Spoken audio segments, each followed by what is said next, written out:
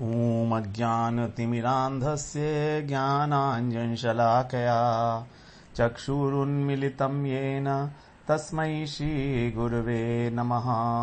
वन्देऽहं श्रीगुरो श्रीयुत्पदकमलं श्रीगुरून् वैष्णवांश्च श्रीरूपं साग्रजातं सहगणरघुनाथान्वितं तं सजीवम् साद्वैतं सावधूतं परिजनसहितं कृष्णचैतन्यदेवं श्रीराधा कृष्णपादान् सहगण ललिता श्रीविशाखान्वितांश्च तमादिदेवं करुणानिधानं तमालवर्णं सुहितावतारम् अपार संसार समुद्र सेतुं भजामहे भागवत रूपम्।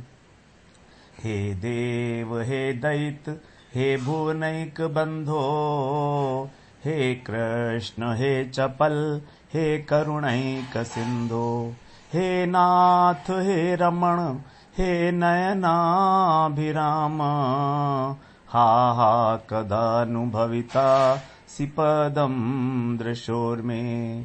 श्रीकृष्ण चैतन्य प्रभो नित्यानंदा श्री अद्वैत गदाधर शिवसदि गौरभक्त वृंद।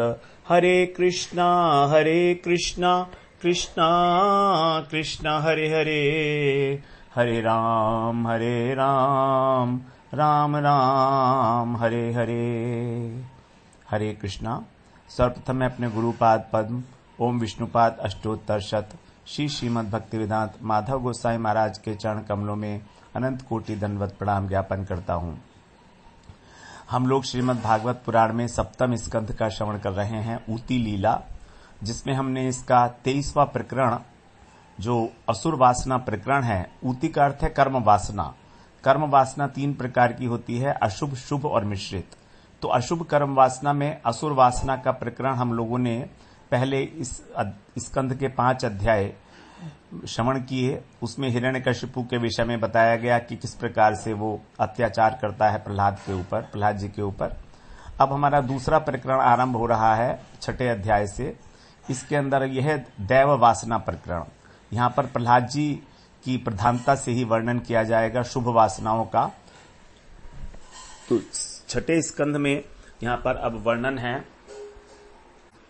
कि किस प्रकार प्रहलाद जी जो हैं असुर बालकों को उपदेश देते हैं। तो हम लोगों ने अब इसमें कह रहे हैं प्रथम श्लोक में ही, प्रहलाद उवाच कौमारवाचरेत प्राज्ञो धर्मान् भागवतानिह दुर्लभम मानुषम जन्म तदप्यध्रुवम अर्थदम्। यहाँ 6ठा अध्याय जो है हमारे लिए बड़ा उपादेय, बड़ा कल्याणकारी है। बहुत सुंदर उपदेश प्रहलाद जी के द्वारा दिए गए हैं। हम पूरी एकाग्रता के साथ इन श्लोकों का अध्ययन करेंगे, जिससे कि कहीं ना कहीं इन उपदेशों का प्रभाव हमारे जीवन में भी कहीं परिलक्षित हो। तो प्रहलाद जी कह रहे हैं कौमार आचरेत प्राज्ञो। कौमार का मतलब है जो कुमार अवस्था है, अर्थात जो हमारी 5 वर्ष से ऊपर की आयु है, क्योंकि जन्म से लेकर 5 वर्ष तक जो है वो बालक अवस्था है, शिशु अवस्था बोलते हैं। उसके बाद फिर बाल्यावस्था, उसके बाद फिर कौमार। तो 5वें वर्ष से आगे के लिए, तो इस कुमारावस्था में ही जो प्राज्ञ है, प्राज्ञ का मतलब है जो प्रकृष्ट रूप से ज्ञानवान है, जो विद्वान व्यक्ति है। जो विद्वान व्यक्ति है उसके लिए कहा जा रहा है कि कौमार आचरेत प्राज्ञो, कि समझदार व्यक्ति को इस कुमार अवस्था में ही भागवतान धर्मान, अर्थात भागवत धर्म का आचरण करना चाहिए। यहाँ पर आचरेत के अंदर विधि लिंग है। विधि लिंग संस्कृत में इस प्रकार से होता है जहां पर आज्ञा होती है, जहां पर उपदेश दिया जाता है और आज्ञा होती है भगवान की। तो इस प्रकार से कहा गया है कि ये हमको, समझदार व्यक्ति को कुमार अवस्था से ही, बचपन से ही, 5 वर्ष की अवस्था से ही हमको जो है भगवान भागवत धर्म का जो है पालन करना चाहिए, आचरित। क्यों? क्योंकि मानुषम जन्म दुर्लभम, ये जो मनुष्य जन्म है बड़ा दुर्लभ है। तत्अपि, और यह का मतलब है इस संसार में ये जो मनुष्य जन्म है ये बड़ा दुर्लभ है। और तत्अपि, और यह भी अध्रुवम, अनित्य है, और लेकिन अर्थदम, अर्थात अर्थ को देने वाला है। अर्थ का मतलब है यहां पर परमार्थ, जो परम अर्थ है। तो इस शरीर के द्वारा, मनुष्य जन्म के द्वारा ही हमको अविनाशी परमात्मा की प्राप्ति हो सकती है, जो हमारा परमार्थ है, परम अर्थ है। पता नहीं इसका कब अंत हो जाए। अध्रुवम, ध्रुव का मतलब होता है स्थिर, अध्रुव का मतलब है अविनाशी। तो इसीलिए बुद्धिमान पुरुष को कभी भी अपनी जवानी के और अपने बुढ़ापे के भरोसे में नहीं रहना चाहिए। पता नहीं हम जवान होंगे कि नहीं, पता नहीं हम बूढ़े होंगे कि नहीं। तो भगवत प्राप्ति को कराने वाला जो ये भागवत धर्म है, इसका हमको पालन करना चाहिए, इसका हमको आचरण करना चाहिए, ये इसका अनुष्ठान हमें कर ही लेना चाहिए। यही मनुष्य की सफलता है। तो यहां पर कह रहे हैं कि 5 वर्ष की अवस्था से ही अपने कर्म को इस प्रकार से हम लोग ओरिएंट कर लें, मोड़ लें कि सब प्रकार से हम भक्ति के अंदर ही प्रवृत्त हो जाएं। जैसे भगवान ने गीता में कहा, स्वल्पम अपि अस्य धर्मस्य त्रायते महतो भयात्। छोटा सा अनुष्ठान भी इस भागवत धर्म का हमारे को महान भय से रक्षा करता है, अर्थात मृत्यु रूपी भय से। और भागवत धर्म क्या है वो भगवान पहले बताए ही आए हैं प्रहलाद जी। श्रवणम कीर्तनम विष्णु स्मरणम पाद सेवनम अर्चनम वंदनम दास्यम सख्यम आत्मनिवेदनम। लेकिन इस कलयुग के अंदर जो भागवत धर्म है उसको अत्यंत सरल बना दिया गया है। जैसे कहा गया, नारद जी कह रहे हैं, हरे नाम हरे नामैव केवलम कलौ नास्त्येव गतिरन्यथा। केवल हरे कृष्ण महामंत्र का कीर्तन करना, हरे नाम 3 बार, केवल इसी का। कलौ नास्त्येव, कलयुग में इसके अतिरिक्त और कोई गति नहीं है। क्योंकि हम लोग बड़े बड़े साधन नहीं कर सकते, ध्यान तप इत्यादि हम नहीं कर सकते, लेकिन अपनी वाणी के द्वारा महामंत्र का उच्चारण तो कर ही सकते हैं, कम से कम इतना। तो इसीलिए कलयुग का जो धर्म रखा गया है वो है हरि नाम, भगवान का नाम लेना। तो इस महामंत्र जो है ये कलयुग का धर्म है, महामंत्र का जाप करना। अब आगे दूसरे श्लोक में कह रहे हैं, यथा हि पुरुषस्येह विष्णु पादोपसर्पणम यदेश सर्वभूतानां प्रिय आत्मेश्वर सुहृत। अस्य पुरुषः, अस्य माने इस पुरुष का अर्थ है पुरे शयति इति पुरुषः। पुर क्या है? नगर। नगर कौन सा है? जो हमारा शरीर है। इस शरीर में कौन शयन करता है? जीवात्मा। तो इस जीवात्मा का विष्णु पाद, विष्णु भगवान विष्णु के चरणों तक, यथा माने जिस प्रकार भी, जैसे भी, यह माने इस जीवन में ही, उपसर्पणम माने हम आगे बढ़ सकें, भगवान के चरणों की ओर हम आगे बढ़ सके, हम वहां तक पहुंच सके, अर्थात हमें भगवान के चरणों की प्राप्ति हो सके। यही जो है एकमात्र सफलता है इस जीवन की। इस जीवन की सफलता केवल यही है कि हम भगवान के चरणों की शरण ले लें, उन तक पहुंच जाएं। ऐसा क्यों है?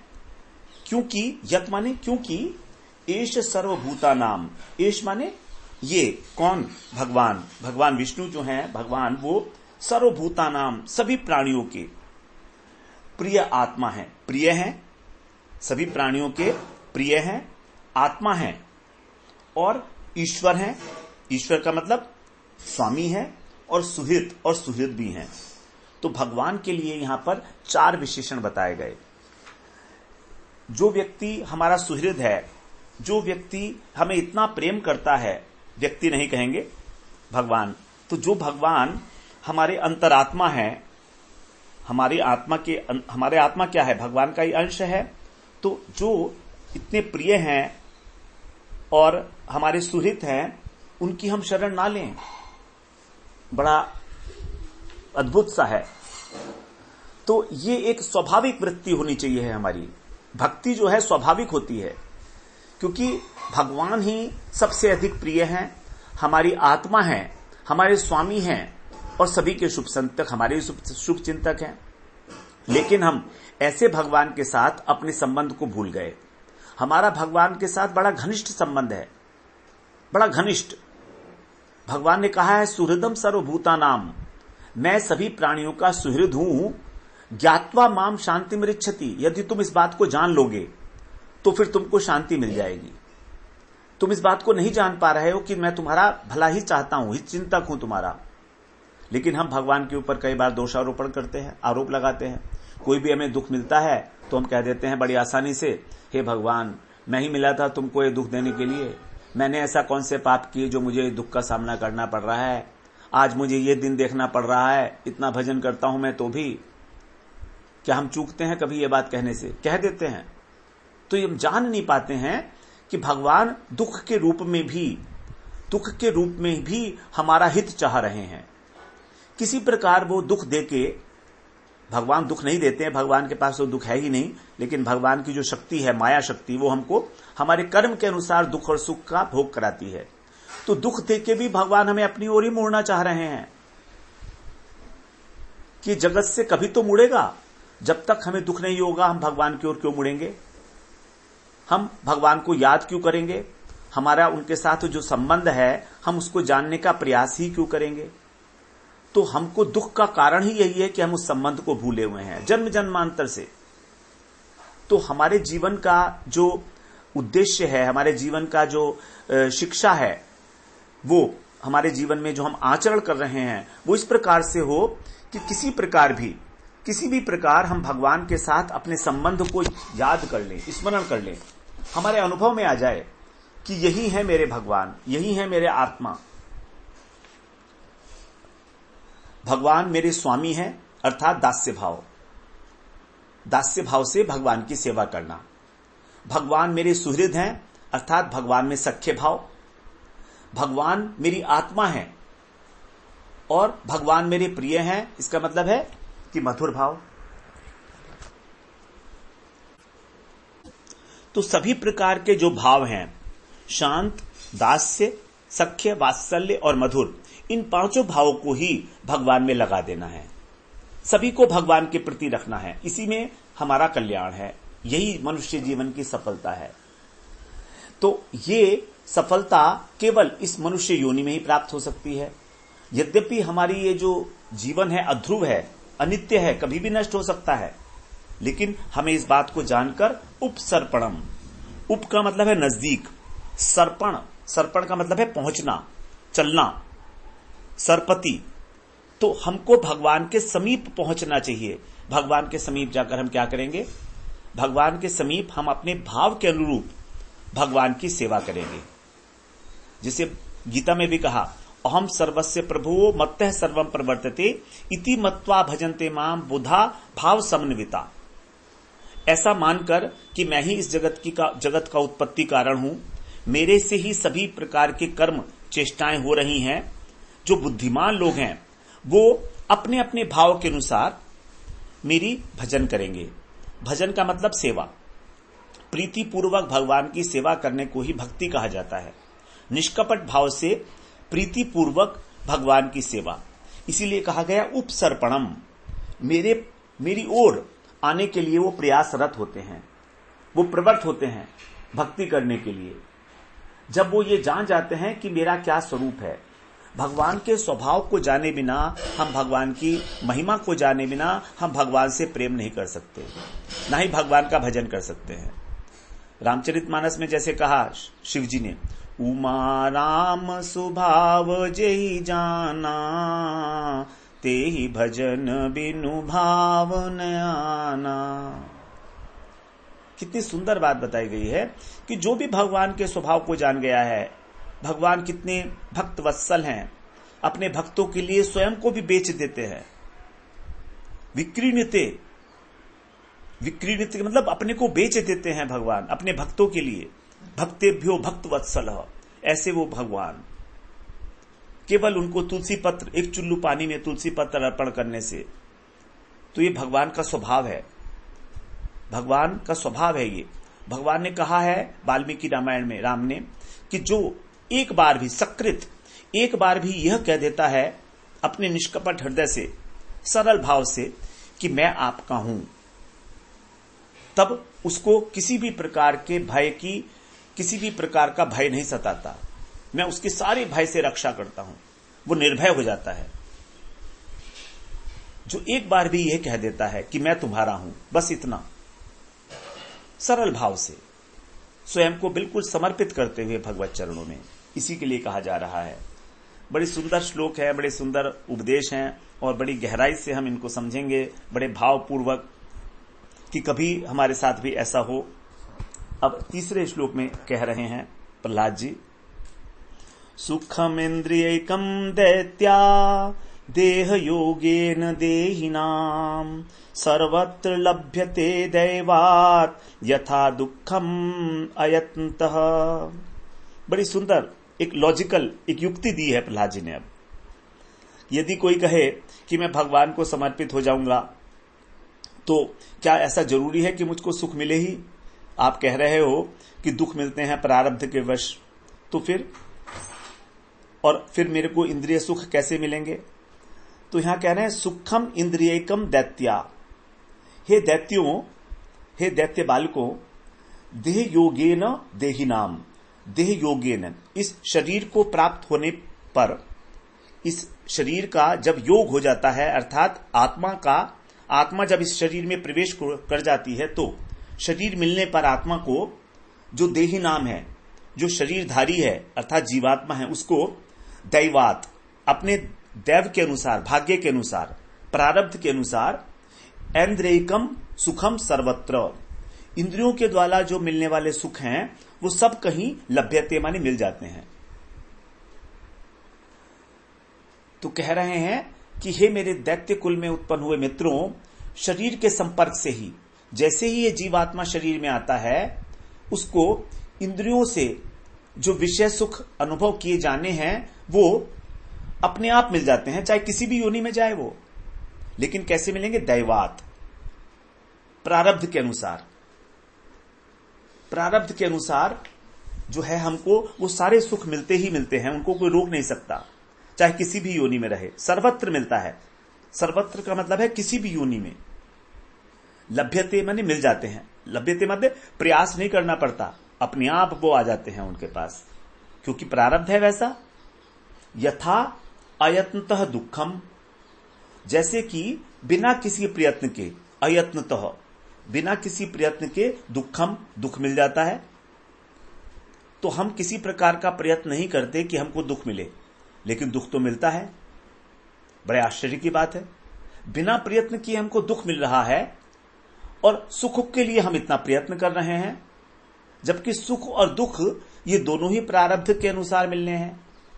तो फिर ये बात युक्ति संगत नहीं है क्या कि जब दुख हमको बिना प्रयत्न के मिल रहा है तो सुख भी बिना प्रयत्न के मिलेगा? तो भौतिक सुख को प्राप्त करने के लिए हम इतना प्रयत्न क्यों करें? क्योंकि वो तो मिलेगा ही मिलेगा। सुख दुख किसी भी जीवन में, किसी भी योनि में क्यों ना हो, हम बिना प्रयास के मिलेंगे। ये हमारे कर्म के अनुसार, हमारा जो कर्म का चक्र है, भगवान ने जो बनाया हुआ है ये साइकिल, उसके अनुसार। तो इसीलिए दुख के विरुद्ध लड़ने के लिए अथवा सुख को प्राप्त करने के लिए बहुत अधिक प्रयास, कठिन श्रम करने में अपनी शक्ति और अपने समय का अपव्यय नहीं करना चाहिए, व्यर्थ है। करते रहो, करते रहो। कोई व्यक्ति जीवन में नहीं चाहता है कि हमको दुख मिले, तो बिना प्रयास के जैसे दुख मिलता है उसी प्रकार से सुख भी हमको प्राप्त होगा ही होगा। इसमें किसी प्रकार की चिंता करने की कोई आवश्यकता नहीं है। अब जो चीज अपने आप मिलने वाली है उसके लिए हम अपनी आयु का अपव्यय क्यों करें? आयु का अपव्यय हम इसके लिए क्यों करें? तो इसलिए कोई लाभ हमको प्राप्त नहीं होना है सुख और दुख को दूर करने के लिए और सुख को प्राप्त करने के लिए। इसीलिए हमारा केवल एकमात्र एक ही कर्तव्य है कि हम भगवान के साथ अपने संबंध को जागृत करें, भजन करके और अब भगवत धाम में जाने के लिए हम अपनी तैयारी कर लें इस जगत में आकर। शरीर का मतलब ही है सुख और दुख। जब शरीर मिला तो सुख दुख तो आ ही गए उसके साथ साथ, वो तो मिलने ही मिलने हैं।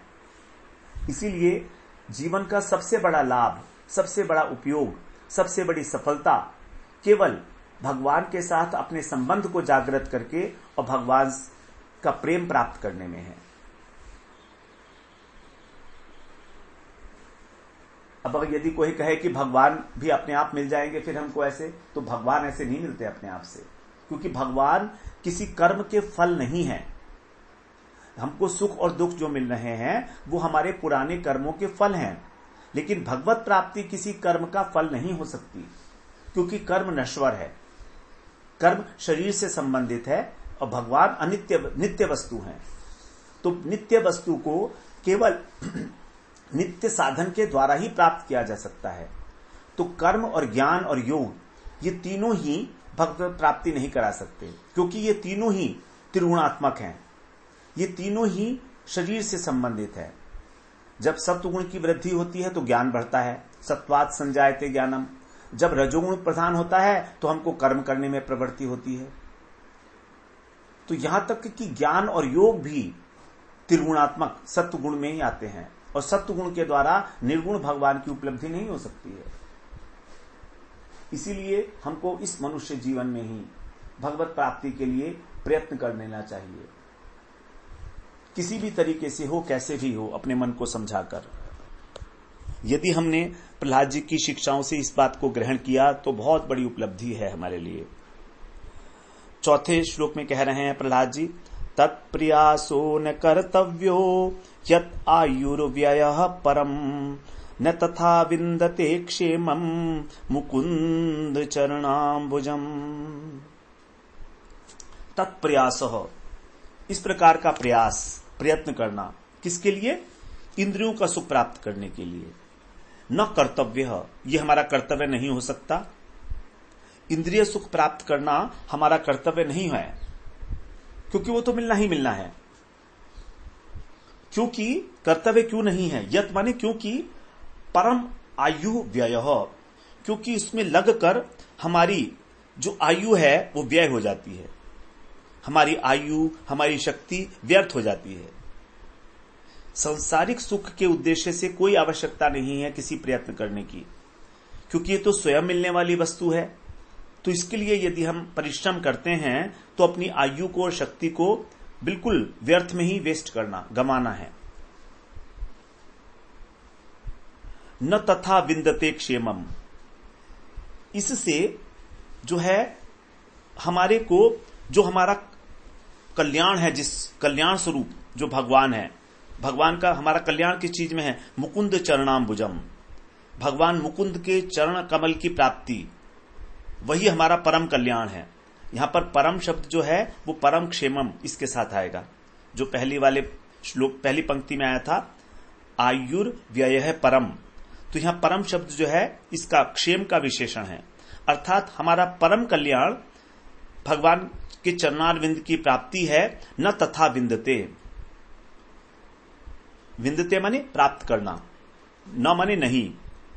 तो किसी भी प्रयास से, किसी भी कर्तव्य से, कर्तव्य का पालन करने से हमको भगवान के चरण कमलों की प्राप्ति नहीं होती, जो कि हमारा परम कल्याण स्वरूप है। दिन रात यदि हम अपने आर्थिक विकास की चिंता में लगे रहेंगे कि हमारा ऑपुलेंस, हमारा ऐश्वर्य कैसे बढ़े, हमारा धन संपत्ति, मकान, दुकान कैसे बढ़े, तो यदि हमको कुछ लाभ हो भी जाए, सांसारिक लाभ, तो भी हमारे जीवन का जो वास्तविक उद्देश्य है, जो परम कल्याणमय है, वो हमें प्राप्त नहीं होगा। और इसका कारण है हमारी देहात्म बुद्धि, अपने को शरीर मानते रहना, यही हमारा सबसे बड़ा व्यवधान है। जब तक हम इस शरीर के धरातल से ऊपर नहीं उठते, तब तक हम आत्म तत्व के विषय में जिज्ञासा करेंगे ही नहीं, और जिज्ञासा नहीं करेंगे तो फिर कैसे होगा? जिस वस्तु के प्रति हम जिज्ञासा करते हैं वही वस्तु हमारे को उसी के उस विषय में विचार करते हैं, और हमारे सारी चेष्टाएं उसी के लिए होती हैं। तो हम केवल इस देहात्म बुद्धि में ग्रस्त होकर और इस शरीर को ही अधिक से अधिक सुख सुविधाएं देना चाहते हैं। बस यही है हमारी आधुनिक सभ्यता। यही है कि हम इसको कैसे अधिक से अधिक सुख सुविधाएं देते चले जाएं, लेकिन ये कभी भी हमको हमारे वास्तविक लक्ष्य की ओर नहीं ले जा सकती और हमारी आयु नष्ट हो जाती है इन्हीं को गिनने में, पैसे कमाने में ही, बच्चों को पालने में ही, और सारा का सारा जो जीवन का, मनुष्य जीवन का जो परम लाभ है, अंते नारायण स्मृति, वो नहीं हो पाती और यही जीवन मरण का चक्र चलता रहता है, जिंदगी भर चलता रहता है। अब आगे बता रहे हैं कि कैसे हम लोग जो है करना है, क्यों नहीं कर पाते हैं, हम इसको क्या करना चाहिए और क्यों नहीं करते हैं, वो सब आगे बताएंगे। ततो 5वें श्लोक में, ततो यतेत कुशलः क्षेमाय भयमाश्रितः शरीरम पौरुषम यावन् न विपद्येत पुष्कलम। ततो माने ततः, इसलिए हमें क्या करना है, जो कुशल व्यक्ति है, कुशलम, उसको यतेत, यत्न करना चाहिए, प्रयत्न करना चाहिए, प्रयास करना चाहिए। क्यों? क्षेमाय, अपने कल्याण के लिए। जैसे ऊपर कहा परम क्षेम, उसी के लिए यहां पर कह रहे हैं क्षेमाय। यहां चतुर्थी विभक्ति है क्षेमाय, क्षेम के लिए, कल्याण के लिए। हमारे को भगवत प्राप्ति के लिए, अपने कल्याण के लिए प्रयत्न कर लेना चाहिए। भयम आश्रितः, क्योंकि हमने इस शरीर में भय का आश्रय लिया हुआ है। भय क्या है हमको? रोग, मृत्यु इत्यादि। तो इसलिए चतुर व्यक्ति जो है, वो हमेशा अपने कल्याण के लिए प्रयास करेगा, क्योंकि हमारे ऊपर अनेक प्रकार के भय व्याप्त है, हमारे ऊपर अनेक प्रकार के भय सवार है। कहीं हमें कोई रोग ना हो जाए, कहीं हमारा धन नष्ट ना हो जाए, कहीं हमारी परिवार की हानि ना हो जाए, कहीं मेरी मृत्यु ना आ जाए, कहीं कोई एक्सीडेंट ना हो जाए, कहीं कोई घाटा ना हो जाए। अनेक प्रकार के भय हैं, हमने भय का आश्रय लिया हुआ है। तो इसीलिए हमको इस शरीर के द्वारा, मानव शरीर के द्वारा प्रयत्न कर लेना चाहिए। ततो यतेत कुशल हो, बुद्धिमान पुरुष जो है, कुशल पुरुष। कुश जो है, कुश शब्द से कुशल शब्द बना है। जो कुश है, ये यज्ञ के अंदर प्रयोग किया जाता है। यज्ञ वगैरह होता है तो कुश का आसन बनाया जाता है। तो प्राचीन समय में जब विद्यार्थी लोग गुरुकुल में जाते थे गुरु के पास, तो गुरुजी कहते थे कि तुम जाओ जंगल से कुश ले आओ। अब जो कुश होता है, ये बहुत नुकीला होता है। तो यदि कोई विद्यार्थी बिना अपने उंगलियों को, अपने हाथ को घायल किए और उस कुश को ले आता था अच्छी प्रकार से तोड़कर, क्योंकि उसको तोड़ने की भी कला है, तो यदि उसको अच्छी प्रकार से बिना घायल हुए, बिना चोट लगे कुश को ले आता था, तब उसको कहा जाता था कि ये कुशल है। तभी वो आगे वेद अध्ययन करने के लिए योग्यता को धारण करता था। तो गुरुजी समझ जाते थे कि अब ये कुशल हो चुका है, इसको वेदाध्ययन कराया जा सकता है, शिक्षा दी जा सकती है। तो उसी से बना है कुशल शब्द।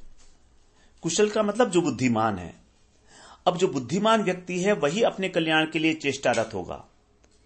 जो बुद्धिमान नहीं है, वो तो करेगा ही नहीं किसी प्रकार की चेष्टा, केवल बुद्धिमान व्यक्ति। तो इसीलिए जो बुद्धिमान व्यक्ति है, उसको अपने कुशल के लिए, अपने क्षेम के लिए चेष्टारत होना चाहिए। कब तक?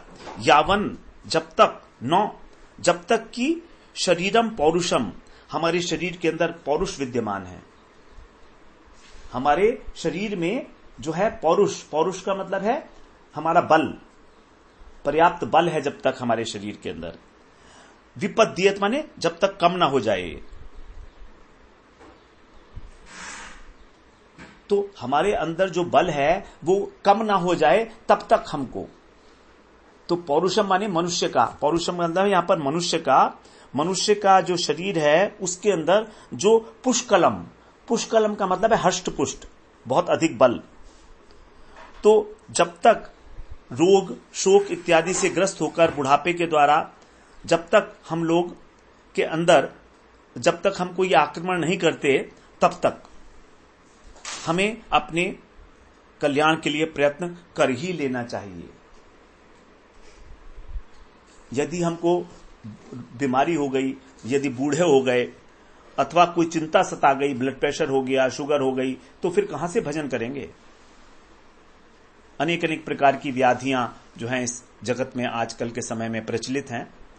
सभी को है, कुछ ना कुछ बीमारी तो हर एक को ही है। ऐसा कोई होगा नहीं जो कोई भी बीमारी ना हो उसको, क्योंकि जो भोगी है वो तो होगा ही होगा रोगी। तो ये जब तक रोग इत्यादि, बुढ़ापा इत्यादि हमारे को अपने चंगुल में ना फंसा ले, जब तक हम मृत्यु के मुख में ना जाएं, तब तक, जब तक हमारे अंदर शक्ति वर्तमान है, पुष्कल बड़ी इंपॉर्टेंट बात है। पुष्कल माने पर्याप्त बल, बहुत अधिक पुरुषा पर बल है जब तक हमारे अंदर, तब तक, जब तक ये कम ना हो विपद्येत, तब तक हमको इस प्रकार का प्रयत्न कर लेना चाहिए। अब आगे जो है बता रहे हैं कि कितना समय हमारे पास बाकी रह गया है। पुंसो वर्ष शतम आयुष तदर्धम चाजितात्मनः निष्फलम यदसौ रात्र्याम शेतेन्धम प्रापितस्तमः। बड़ी सुंदर मैथमेटिक्स यहां बताई है, समझ सकते हैं हम। ही माने क्योंकि पुंसः वर्ष शतम, एक पुरुष की जो आयु है वो 100 वर्ष की होती है। बहुत अधिक आयु बता रहे हैं यहां पर, कलयुग की पूर्ण आयु है 100 वर्ष। तो वर्ष शतम आयु, 100 वर्ष की आयु है, मान लीजिए 100 वर्ष की आयु है। अब कह रहे हैं अचित आत्मनः, जिसने अपनी इंद्रियों को वश में नहीं कर लिया है, उसकी तत् अर्धम च, उसकी तत् माने उसकी, अर्धम माने आधी आयु, तो निष्फलम व्यर्थ ही है। आधी आयु तो उसकी, आयु का आधा हिस्सा उसका व्यर्थ है, यूं ही बीत जाता है। कैसे? क्योंकि यत माने क्योंकि, असौ, यह जो आयु का आधा भाग है, रात्र्याम, रात को, रात्रि में, अंधम तमह, अज्ञान से प्रापित, प्राप्त होकर वो शेते, सोए रहता है। तो हम जो है सोते रहते हैं। 100 वर्ष हमारी आयु है और इंद्रियां हमारी वश में है नहीं, तो कम से कम 12 घंटे तो हम सोने में ही गुजार देते हैं।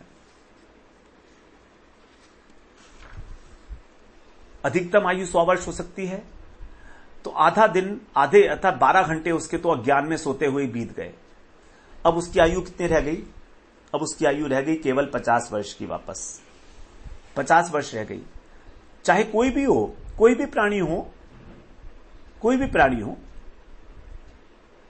जहां पर मनुष्य के लिए कहा गया है 100 वर्ष, लेकिन हर एक आदमी जो है रात को सोता ही है, तो सोने के कारण जो आधा समय है वो उसी में बिता देता है।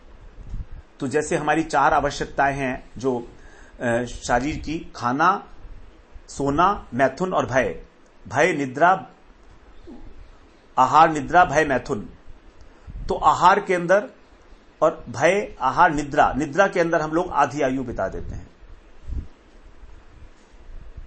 इससे हम अपनी आयु का सदुपयोग नहीं कर पाते। घोर अंधकार में अज्ञान से ग्रस्त होकर हम सोते रहते हैं।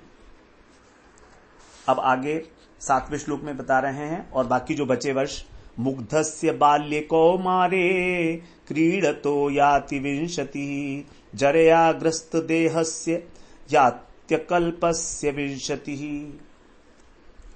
मुग्धस्य, मुग्धस्य माने मुग्ध अवस्था में, अर्थात अज्ञान की अवस्था में, बाल्यकाल में, बाल्य माने बाल्यकाल में, क्रीडता माने खेलते हुए। तो बाल्यकाल में हम लोग क्रीड़ा करते हैं, खेलते रहते हैं। कौमारे जो कुमार अवस्था है उसमें, विंशति 20 वर्ष, याति माने आयु बीत जाती है। तो 20 वर्ष तक हम लोगों की आयु ऐसे ही बीत जाती है, खेलते हुए, पढ़ते हुए, कुमार अवस्था के अंदर शैशव में और खेलते हुए, पढ़ाई लिखाई में 20 वर्ष की आयु तो हमारी ऐसी बीत गई। हमने किसी प्रकार का कोई साधन ही नहीं किया उस अवस्था में, तो 20 वर्ष ये चले गए। अब आगे कह रहे हैं जरयाग्रस्त, जब हम जरा से अर्थात बुढ़ापे से ग्रस्त हो जाते हैं, आक्रांत हो जाते हैं, तो अकल्पास्य, असमर्थ हो जाते हैं, और वो जो हमारा देहस्य, उस शरीर में विंशति आती, 20 वर्ष और बीत जाते हैं। तो देखिए 50 वर्ष तो पहले बीत गए, आधी आयु तो चली गई। अब उसके अंदर से भी जो 50 वर्ष बचे, 20 वर्ष तो हमारे चले गए कुमार अवस्था में और 20 वर्ष चले गए हमारे बुढ़ापे में, जब हम कुछ भी नहीं कर पाते हैं। जरयाग्रस्त देहस्य। तो 20 वर्ष जो है हमारे बचपन में, जवानी में, खेल कूद में, अनेक प्रकार से जो कुमार अवस्था और यौवनावस्था है उसके अंदर, तो कुछ भी हम अपनी भागवत धर्म के लिए कुछ भी नहीं कर पाते हैं। कहां बचा समय। अब अगर हम जब अच्छी प्रकार से हिसाब लगा लें तो देखिए 100 वर्ष में से पहले हम 10 वर्ष निकाल देते हैं चाइल्डहुड के, बचपने के, और 10 वर्ष निकाल देते हैं युवावस्था, किशोर अवस्था के, तो 20 वर्ष। तो 100 में से पहले हमने 20 वर्ष निकाल दिए, उसके बाद फिर 20 वर्ष और निकाल दिए ओल्ड एज के, तो अब हमारे पास बचे 60 वर्ष। 20 पहले चले गए, 20 बाद में चले गए। अब इन 60 वर्ष में से आधा समय हम सोए तो 30 वर्ष चले गए, तो केवल 30 वर्ष हमारे पास बाकी रहे। मतलब 30 वर्ष का मतलब 30 गुणा 12 घंटे गुणा 360। तो ये अल्टीमेटली हमारा फिर 100 वर्ष का पूरा मैथमेटिक्स है कि हमारे पास केवल 30 वर्ष मिले हैं। 30 वर्ष केवल हमारे पास मिले हैं। जब हम 70 वर्ष में से जो हैं 30 वर्ष निकल गए, तो वो हमको मिला है जो हम भगवान के नाम में लगा सकते हैं, भगवान का भजन कर सकते हैं। तो 100 वर्ष में से पहले 20 वर्ष चले गए, उसके बाद बचपन में और जवानी में, बाद के 20 वर्ष चले गए बुढ़ापे में, बचे अब हमारे 60 वर्ष। 60 वर्ष में से हमारे जो हैं 30 वर्ष जो है सोने में चले गए और 30 वर्ष मात्र मिले। अब इस 30 वर्ष के अंदर भी हम लोग आहार विहार इत्यादि सब करते हैं, घर गृहस्थी का कार्य करते हैं, धन कमाने का कार्य करते हैं, पता नहीं कितने कितने कार्य करते रहते हैं। अब 8वें श्लोक में कह रहे हैं, दूरापूरेण कामेन मोहेन च बलीयसा शेषम ग्रहेषु सक्तस्य प्रमत्तस्यापयाति। कह रहे हैं ही माने क्योंकि दूरापूरेण, जो कभी भी भरता नहीं जिसका पेट, ऐसा, कामेन कामना से, और बलीयसा मोहेन, और बड़े प्रबल मोह के कारण। ये दो चीजें बड़ी इंपॉर्टेंट हैं। हमारी दुष्पूरेण कामना, दुष्पूर जिसको कभी पूरा नहीं किया जा सकता, और हम प्रबल मोह अर्थात अपने परिवारजनों से स्नेह, ग्रहेषु जो घरों के अंदर हमारी आसक्ति है उसकी, प्रमत्तस्य प्रमादग्रस्त व्यक्ति की, शेषम अपयाति जो शेष आयु बची, जो हमारे 30 वर्ष बचे शेष, वो भी अपयाति व्यर्थ ही बीत जाती है। बची कुची ये 30 वर्ष जो हैं, ये बड़ी बड़ी कामनाएं होती हैं इसके अंदर, और हमको जबरदस्ती पकड़ने वाला जो मोह है, ऐसे तो घर द्वार की, घर की, बच्चों की, सबकी इतनी जबरदस्त आसक्ति है, इसमें हम इतना उलझ जाते हैं कि हमें पता ही नहीं होता कि हमें क्या करना है और क्या नहीं करना है। ये ज्ञान नहीं हो पाता हमको। ये है मनुष्य की स्थिति। तो 100 वर्ष की आयु तो यद्यपि संभव ही नहीं है, लेकिन फिर भी यदि किसी को इतनी आयु मिल भी जाए तो 100 वर्ष की आयु होगी तब हमको 30 वर्ष मिलेंगे, और हमारी तो आयु ही 70 वर्ष होती है, तो समझिए 20 वर्ष। और 20 वर्ष के अंदर सभी समय तो हम लोग सारा समय तो जीवन निर्वाह की वस्तुओं में, अपनी कामनाओं की पूर्तियों में ही लगा देते हैं। इसीलिए यहां पर बता रहे हैं कि जो गृहस्थ जीवन है उसके बाद वानप्रस्थ जीवन स्वीकार करके वन में जाना चाहिए, जितेंद्रिय इंद्रियों को वश में करना चाहिए, क्योंकि हमें यह नहीं मालूम है कि अगला शरीर हमको मनुष्य का मिलेगा कि नहीं मिलेगा। यदि हम अपना जीवन इसी प्रकार से घर बार के अंदर आसक्त होकर व्यतीत करते रहे तो निश्चित नहीं है, और बहुत कुछ संभव है कि हमें पशु योनि की प्राप्ति हो जाए। यदि हम किसी भी प्रकार भगवान का नाम नहीं लेते हैं, अपनी केवल इच्छाओं को ही पूरा करने में लगे रहते हैं, तो हमारा जो शेष जीवन है, जो प्रमत्त हो चुका है, प्रमत्त का मतलब है अच्छी प्रकार से जो आसक्त है इस संसार के अंदर, प्रमत्त पागल हो चुका है, ग्रह मेधी, उसके लिए कह रहे हैं। बड़े बड़े कठोर शब्द हैं प्रहलाद जी के, सुनने में अच्छे नहीं लगेंगे, लेकिन सुनना तो पड़ेगा ही। ये वास्तविकता है, क्योंकि इस बंधन से, आसक्ति से, बंधन से छुड़ाने के लिए केवल सत्पुरुषों की, महाजनों की जो कठोर वाणी है, वही हमारी आसक्ति को छेदती है। संत एवास्य छिंदंती मनोव्यासंगम उक्ति भी, अपनी उक्ति के द्वारा, अपनी प्रबल वाणी के द्वारा जो संत हैं वो हमारी संसार की आसक्ति के बंधन को छेदन कर देते हैं। इसीलिए इनसे निकलना बड़ा कठिन है, शेष आयु में भी, जो प्रमत्त व्यक्ति है।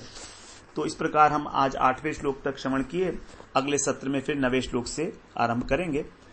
वांछा कल्पतरुभ्यश्च कृपा सिंधुभ्येव च पतितानां पावनेभ्यो वैष्णवेभ्यो नमो नमः।